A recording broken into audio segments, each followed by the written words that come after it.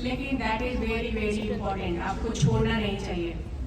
और मैं आपको यहाँ बताना चाहूंगी कि इग्नू इस पे करोड़ों रुपए खर्च करती है, बिकॉज सारी हमारी एक्टिविटी लर्नर सेंट्रिक होती है, स्टूडेंट के बेनिफिट के लिए बनाई जाती है। तो वहाँ हम ये नहीं देखते कि आप क्लासेस कर रहे हैं कि नहीं कर रहे हैं, आपको मौका दिया जाता है कि आप अगर क्लासेस शेड्यूल होती हैं तो आप उसको अटेंड करें और उससे फायदा उठाएं। तो चूंकि कोविड के बाद ये ऑनलाइन क्लासेस और ऑनलाइन की तरफ हम आगे बढ़ रहे हैं और ऑनलाइन मेथड से ही को यूज करके हमने बहुत कुछ सीखा है। अदरवाइज जो सिचुएशन 2 साल तो ऐसा था जहाँ पे स्टूडेंट बहुत ही आइसोलेशन में थे, और वही कारण है कि अगर हम टेक्नोलॉजी को यूज करके उस आइसोलेशन को कम करने की कोशिश की। तो ये दोनों माध्यम से होगी, एकेडमिक काउंसलिंग ऑनलाइन भी और ऑफलाइन भी, और उसकी पूरी सूचना आपको हिंदू कॉलेज मतलब आपका जो सेंटर है 29064, उसको याद रखिएगा। उस जो स्टडी सेंटर है उसी से होगी, वीकडेज में नहीं होगी, वीकेंड में होगी। और जो इनकी वेबसाइट पे इंफॉर्मेशन मिलेगी आप हमारी वेबसाइट पर भी देखते रहिएगा। अभी दिसंबर में एग्जामिनेशन चलता है, जनवरी से मोस्ट प्रॉब्ली आपकी क्लासेस स्टार्ट होंगी, और इसके बारे में डिटेल जब हम क्वेश्चन आंसर में आएंगे तो आपके कोऑर्डिनेटर विमलेंदु सर भी बताएंगे कि वो कब से प्लान कर रहे हैं कि आपकी क्लासेस स्टार्ट हो। तो बस मैं यहाँ पे आपको 2 चीजें बताना चाहूंगी कि आप उसके लिए फुल्ली प्रिपेयर होके आइएगा, पढ़ाई करके आइएगा, बिल्कुल ब्लैंक होके मत आइएगा कि क्लासेस में तो सब कुछ होगा। आप हमेशा किसी भी मीटिंग में जब बात करती हूँ स्टूडेंट से तो मैं ये बोलना बिल्कुल नहीं बोलती हूँ कि आप सेल्फिश बनिए। सेल्फिश शब्द थोड़ा सा नेगेटिव है, लेकिन सेल्फिश अपने फायदे के लिए कि आपको कितना सीखना है। टीचर क्या बताएगा नहीं बताएगा, काउंसलर क्या बताएंगे आपको नहीं बताएंगे, बट आपको उनसे कैसे लेना है, कैसे सीखना है, अपने फायदे के लिए कितना इंफॉर्मेशन आपको गैदर करना है, इस मामले में आपको सेल्फिश बनना है। तो आप अगर कहीं कुछ लग रहा है कि आपका एडमिशन हो गया, आपकी काउंसलिंग नहीं हो रही है, तो आप कोऑर्डिनेटर से लिख सकते हैं, क्योंकि ये एक सेंट्रल पॉइंट है स्टडी सेंटर। जैसे मैं आपको यहाँ थोड़ा सा ब्रीफ में बताना चाहूंगी कि इग्नू इसका सिस्टम है 3 टायर्स में। जैसे आपको पता है इग्नू हेडक्वार्टर्स, उसके अंदर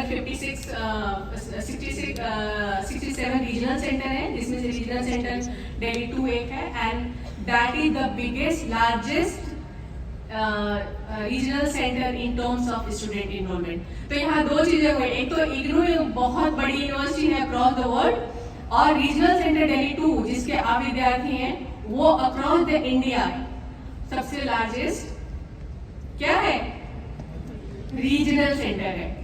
और उसके ज्यूरिडिक्शन में हमारे जितने स्टडी सेंटर आते हैं, स्टडी सेंटर में एक हिंदू कॉलेज है, जैसा आपको पता है कि ये बहुत प्रीशियस कॉलेज है और प्रेस्टीजियस कॉलेज है, और इसके टीचर भी आपको क्वालिटी मिलेगी अगर आप सीखना चाहें तो। और आपके कोऑर्डिनेटर तो बहुत ही एक हम्बल पर्सनालिटी है, जितनी भी आपको मदद संभव हो पाएगी वो जरूर आपको करेंगे। तो एकेडमिक काउंसलिंग हो गई कि इसमें आपको बहुत लिमिटेड होता है, जैसे मैंने बताया। इसमें इसी के रेफरेंस में थोड़ा सा मैं आपको बताना चाहूंगी कि आपका जो पूरा प्रोग्राम है, चाहे वो किसी भी सब्जेक्ट में हो, वो क्रेडिट बेस्ड है। आप अभी तक तो आपको पता चल होगा कि क्रेडिट वाइज आपके जो कोर्स है वो है, जैसे 4 क्रेडिट का है तो इसमें 4 से 5 क्लासेस होंगी, 8 क्रेडिट है तो 8 से मैक्सिमम 10 क्लासेस होंगी। तो classes are limited but very important, again I will say. तो आप इसको जरूर ज्वाइन करिएगा और उसका फायदा उठाइएगा। काउंसलर से जब आप बात करते हैं क्लासेस में, तो एक इंटरपर्सनल रिलेशन भी डेवलप होता है, जिससे आगे आप उनसे और भी पूछ सकते हैं, लाइफ लॉन्ग भी आप उनसे कुछ सीख सकते हैं। कुछ रिलेशन ऐसे भी डेवलप हो जाते हैं जो आप, और गुरु, अगर आप ये मान के चलेंगे कि काउंसलर हमारे गुरु हैं तो आप उनसे बहुत कुछ सीख सकते हैं। ये मेरा पर्सनल एक्सपीरियंस है, ठीक है। तो ये है एकेडमिक काउंसलिंग, उसका पूरा डिटेल शेड्यूल आपको ग्रुप जो हिंदू कॉलेज के थ्रू जो ग्रुप बनेगा उस ग्रुप के थ्रू आपको मिलेगा, मेल से भी मिलेगा और SMS से भी। इसको आप कई जगह से इंफॉर्मेशन ले सकते हैं, तो हिंदू कॉलेज से मिलेगा ही, आपके स्टडी सेंटर से। साथ ही आप हमारी वेबसाइट को और हमारा ट्विटर हैंडल है इग्नू रीजनल सेंटर दिल्ली 2, अगर आप टाइप करेंगे, जो आप ट्विटर पे होंगे, तो नहीं भी होंगे तो आप गूगल कर सकते हैं और ढूंढ सकते हैं। वहाँ भी हम जितने भी शेड्यूल मिलते हैं उसको टाइम टू टाइम अपडेट करते रहते हैं, तो आप वहाँ से भी देख सकते हैं। हिंदू कॉलेज की वेबसाइट है, वहाँ से भी देख सकते हैं। तो ये रहा पहला। दूसरा आपको करना है कि असाइनमेंट लिखना। जैसे असाइनमेंट पे विमलेंदु सर भी बात कर रहे थे कि हमारे बहुत सारे बच्चों का प्रश्न रहता है कि असाइनमेंट कैसे सबमिट करें। तो एक तो जो जनवरी सेशन के जो विद्यार्थी हैं और जो अभी चल रहा था, इसमें दो चीजें हैं। जैसे जो एमए इन्वायरमेंटल साइंस के जो स्टूडेंट हैं उनके लिए मैं बता दूं कि सेमेस्टर बेस्ड आपका है, आप इसमें चॉइस है। जैसे आपने जुलाई सेशन में एडमिशन लिया है तो आप दिसंबर में भी दे सकते हैं, जो कि अभी स्टार्ट हो गया है एग्जाम। वो संभव नहीं है जिसने फॉर्म भरा होगा।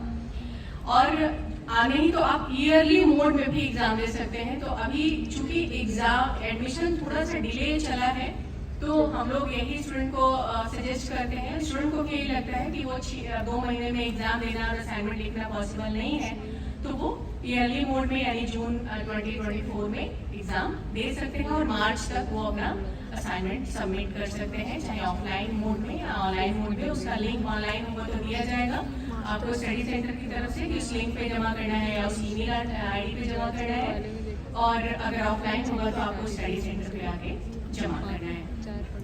तो असाइनमेंट एक बहुत ही इम्पोर्टेंट कंपोनेंट है। कंटिन्यूअस जो आपकी लर्निंग होती है उसका एक लर्निंग में एक बहुत ही इम्पोर्टेंट पार्ट अदा करता है असाइनमेंट।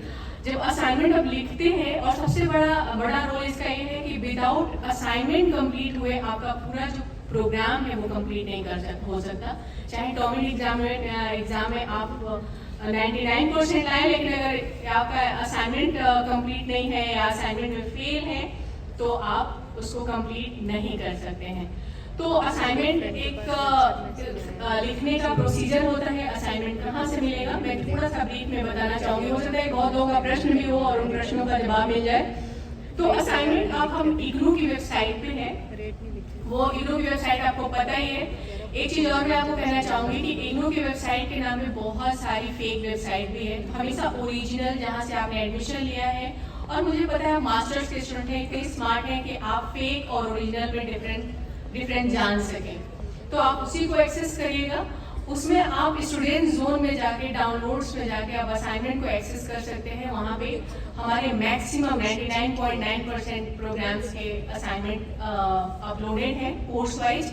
वहाँ से अपने कोर्स का, अगर किसी ने एमएचडी का है, एमएच का है, एमपीएस का है, इन्वायरमेंटल साइंस का है, तो आप अपने कोर्स प्रोग्राम में कोड में जाके कोर्स वाइज अपने असाइनमेंट डाउनलोड कर सकते हैं और उसके बाद आप अपने असाइनमेंट को लिखना स्टार्ट कर सकते हैं।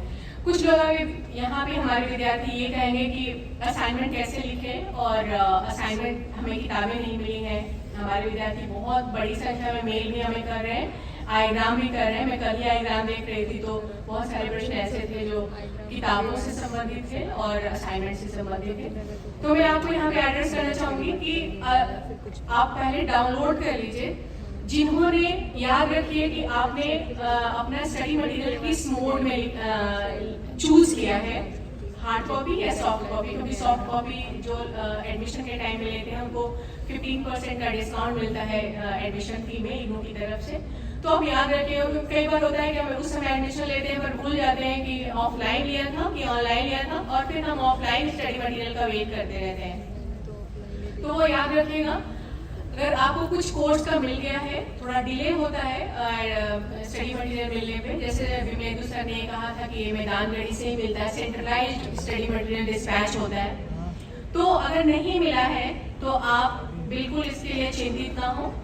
आप ई ज्ञान कोर्स, हमारा जो एक सेंट्रल रिपोजिटरी सिस्टम है, उस पर सारे हमारे स्टडी मटेरियल का PDF अपलोडेड है। इसके अलावा इग्नू ई ज्ञान कोर्स आप गूगल ऐप से वहाँ से डाउनलोड कर सकते हैं और वहाँ पर भी स्टडी मटेरियल अवेलेबल है। तो जिस कोर्स का आपको नहीं मिला है आप वहाँ से डाउनलोड कर सकते हैं टिल डेट, जब तक कि उस कोर्स का स्टडी मटेरियल आपको डिलीवर नहीं हुआ है। और जिन लोगों ने ऑनलाइन ऑप्ट किया है वो वहाँ से जाके अपने कोर्स का आप डाउनलोड कर सकते हैं स्टडी मटेरियल और अपनी पढ़ाई और अपने असाइनमेंट की तैयारी कर सकते हैं। तो यहाँ पे सारे मास्टर्स के स्टूडेंट हैं, आपको मार्च तक एक्टिविटी कंप्लीट करनी है, तो आपके पास अभी 3 महीने का और वो कभी कभी डेट एक्सटेंड हो जाती है, अप्रैल तक भी चली जाती है। तो आपके पास अभी 4 महीने का, मिनिमम 3 मैक्सिमम 4 मंथ का टाइम है। तो आप अच्छे से अपनी तैयारी कर सकते हैं और असाइनमेंट लिख सकते हैं और सबमिट भी कर सकते हैं। तो ये है, तो असाइनमेंट कैसे लिखना है, थोड़ा सा 2 लाइन मैं उस पर ब्रीफ करना चाहूंगी। कई बार हमारे विद्यार्थी खास तौर पे जो ग्रेजुएशन के स्टूडेंट होते हैं वो एक गलती कर देते हैं कि कई बार कंट्रोल नंबर लिखते हैं, कहीं दूसरे स्टडी सेंटर पे जमा कर देते हैं, उनका स्टडी सेंटर होता है कुछ और, कहीं और जाके सबमिट कर देते हैं जहाँ उनके दोस्त जा रहे हैं, उनका स्टडी सेंटर दूसरा है। तो आप ये गलती बिल्कुल मत करिएगा। पहले तो असाइनमेंट मैंने बोल दिया कि कहाँ से आपको मिलेगा। जो आपका स्टडी असाइनमेंट लिखेंगे कैसे, स्टडी मटेरियल से ही लिखेंगे। स्टडी मटेरियल अगर नहीं मिला है तो आपके लिए ओपन है कि आप ज्ञान कोर्स से डाउनलोड कर सकते हैं। और हमेशा आप अलग अलग कोर्स का असाइनमेंट आपको बनाना है, किसी पूरे प्रोग्राम का एक साथ नहीं बनाना है। आपके जैसे पेपर है ना 4 क्रेडिट के 8 क्रेडिट के, वैसे आपको अपने असाइनमेंट्स लिखने हैं। और जो पहला पेज होता है उस पर आपको हमेशा लिखना है अपना नाम, आपका कंप्लीट सही से लिखा हुआ एनरोलमेंट नंबर, आप किस प्रोग्राम के तहत किस कोर्स का असाइनमेंट लिख रहे हैं, आपके स्टडी सेंटर का कोड, और अगर आप चाहें तो आप रीजनल सेंटर भी मेंशन कर सकते हैं। लेकिन ये जो स्टडी सेंटर कोड एंड आपका जो एनरोलमेंट नंबर और आपके कोर्स कोड का नाम मेंशन होना बहुत जरूरी है। इसके बिना हो सकता है कि फ्यूचर में जब आपका वो इवैल्यूएट हो और मार्क्स ट्रांसमिट किया जाए तो उसमें प्रॉब्लम हो सकती है और उसमें रिजल्ट में डिले हो सकता है। तो ये ध्यान रखिएगा। कुछ क्वेश्चन पेपर होता है, बहुत लोगों ने पेपर देख लिया होगा, यू आर अवेयर स्टूडेंट। तो उसमें देखिए आपने देखा होगा कि क्वेश्चन पेपर में ऑलरेडी मेंशन होता है कि आपको कितने वर्ड्स में लिखना है, तो वो आप बताने की जरूरत नहीं है। आप क्वेश्चन पेपर लिखिए और अपने प्रश्न लिखने स्टार्ट कर दीजिए और जमा कर दीजिए।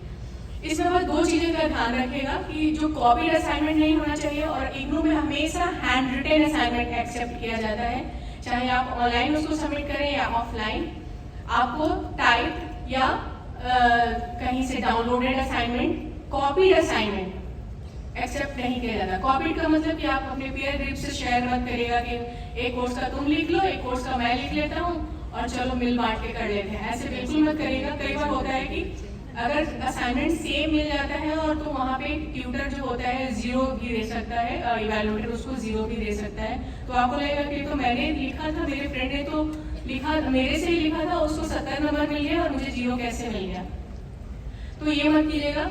मैं बार बार बोल रही हूँ कि you are aware, you are self motivated. तो हमेशा फेयर रहिएगा, अपने लिए फेयर रहेंगे तो ज्यादा सीख पाएंगे और उसका बेनिफिट आपको अपने फ्यूचर में मिलेगा। अभी इंस्टेंट तो लगेगा कि आपने कहीं से कुछ ले लिया, कहीं से कुछ ले लिया, आपका प्रोग्राम कंप्लीट हो जाए, लेकिन उसका बहुत बड़ा खामियाजा आपको फ्यूचर में भरना पड़ेगा। तो आप इस बात का जरूर से जरूर ध्यान रखेंगे। मुझे लगता है कि आप मेरा इशारा समझ रहे होंगे। तो असाइनमेंट मैंने जैसे बताया कि हैंड रिटेन होना चाहिए। अगर इन केस आप आउट ऑफ सिटी हैं और आप स्टडी सेंटर पे नहीं आ सकते हैं या किसी और रीजन से नहीं आ सकते हैं और आपको लगता है कि आपको ऑनलाइन जमा करना है, तो आप उसको PDF बना लीजिए अपने हैंड रिटेन असाइनमेंट का, और उसको जो दिए गए लिंक पे जो स्टडी सेंटर के द्वारा आपको प्रोवाइड किया जाएगा उस पर आप अपलोड कर सकते हैं या उसको मेल से भेज सकते हैं। तो ये तरीका है। एक चीज का हमेशा ध्यान रखिएगा कि अपना असाइनमेंट अपने स्टडी सेंटर पे ही सबमिट कीजिएगा, दूसरे स्टडी सेंटर पे बिल्कुल सबमिट मत करिएगा। अब इस स्टडी सेंटर की बात आ रही है तो इसी से लिंक एक और प्रश्न है जो आने वाला है बहुत बड़ी संख्या में, मैं उसको अभी एड्रेस कर दे रही हूँ। वो ये है कि हमारे विद्यार्थी ये कहेंगे कि अभी पूछेंगे, आप लोग पूछने वाले हैं और उसका जवाब अमित सर देंगे। वो ये होगा कि आप हमने एडमिशन के टाइम पे study centre Satyavati college choose किया था, माता सुंदरी किया था, हमारी बहुत सारी गर्ल्स स्टूडेंट कहेंगे कि दूसरे सेंटर किए थे और हमें मिल गया हिंदू कॉलेज, तो मैं कहाँ करूँ असाइनमेंट सबमिट करना, या मेरा सेंटर क्या है, या क्या सेंटर चेंज हो सकता है क्या। तो इन तीनों चारों प्रश्नों का जवाब मैं अभी दे रही हूँ। आपने जिस भी सेंटर को भरा हो, चाहे वो हिंदू कॉलेज भरा हो एडमिशन लेते समय, या सत्यवती कॉलेज भरा हो, माता सुंदरी कॉलेज भरा हो, श्यामलाल कॉलेज में, कोई भी हमारा स्टडी सेंटर है, लेकिन जब आपको मैसेज मिला है हिंदू कॉलेज की तरफ से इस इंडक्शन के लिए, तो आप ये मान के चलिए कि आपका स्टडी सेंटर कौन सा है, हिंदू कॉलेज है। और अब इस पर सबका डाउट क्लियर हो गया कि अब से बाद हिंदू कॉलेज ही आपका सेंटर है। कई बार हमें सेंटर जब आपका एडमिशन आप लेते हैं तो सफलिंग करनी पड़ती है, उसका कई एडमिनिस्ट्रेटिव रीजन होता है। कई बार होता है कि किसी एक सेंटर पे वो प्रोग्राम अभी दिख तो रहा है आपको ऑनलाइन, लेकिन करंटली अवेलेबल नहीं है, प्रैक्टिकली अवेलेबल नहीं है। दूसरा कारण होता है कि वहाँ पे नंबर बहुत ज़्यादा हो सकता है, वहाँ पे सपोर्ट सिस्टम इतना नहीं है। चूंकि हमें आपको फैसिलिटेट भी करना है तो आपका भी ध्यान रखते हैं, तो इसलिए कई ऐसे बहुत सारे कारण हैं जिससे कि आपको दूसरे सेंटर पे हमें शिफ्ट करना पड़ता है। तो चूंकि मुझे तो नहीं लगता, अगर मैं आपकी जगह होती कि हिंदू कॉलेज जिसको स्टडी सेंटर मिल जाए उसको कोई और प्रॉब्लम हो सकती है। कुछ लोग कहते हैं कि ये सेंटर मैंने इसलिए चूज किया था क्योंकि मेरे घर से दूर था या मेरे घर में प्रॉब्लम है। तो चूंकि मैंने कहा कि यहाँ पे अभी ब्लेंडेड मोड में एकेडमिक काउंसलिंग हो रही है, तो आप ऑफलाइन और ऑनलाइन दोनों आपके पास माध्यम मौजूद है। तो आप अगर किसी को भी दिक्कत है तो ऑनलाइन भी एडमिशन काउंसलिंग होगी, वो ऑनलाइन भी गूगल के थ्रू या जिस माध्यम से भी जूम के थ्रू होगी वो आप वहाँ से अटेंड कर सकते हैं। ऐसे विद्यार्थी बहुत जिनके साथ ऐसा होगा वो कर सकते हैं। तो 2 प्रश्न का आपको मैंने अभी जवाब दे दिया। एक बहुत बड़ा स्टूडेंट का हमारे प्रश्न रहता है, चूंकि हम लोग अभी बात कर रहे थे असाइनमेंट की, तो असाइनमेंट ही तो क्लियर हो गया कि आपको सबमिट करना है। इसके बाद आता है एक और एक्टिविटी आती है, और अब सभी मास्टर्स के स्टूडेंट हैं तो आपके पास एक और